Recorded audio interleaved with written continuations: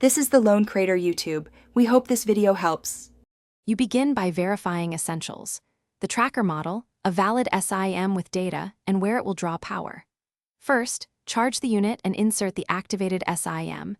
This enables cellular location reporting. Once done, locate the IMEI on the device label. You will need it to register the tracker in the app. Make sure you have app credentials and a phone ready.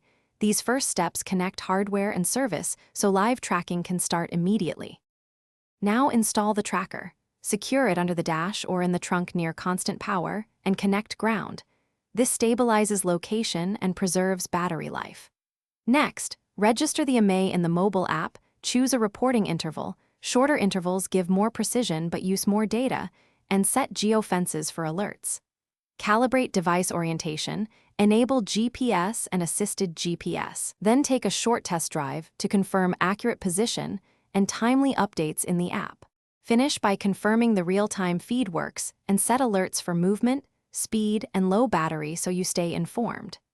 Schedule firmware updates and occasional check-ins to keep performance optimal, and monitor your data plan to avoid service gaps. If you lose signal, first test the SIM in a phone, then reposition the tracker for better sky view, check antenna and ground connections, and reboot the device. This simple troubleshooting step resolves most connectivity issues quickly. Thanks for watching. Consider subscribing if we helped you.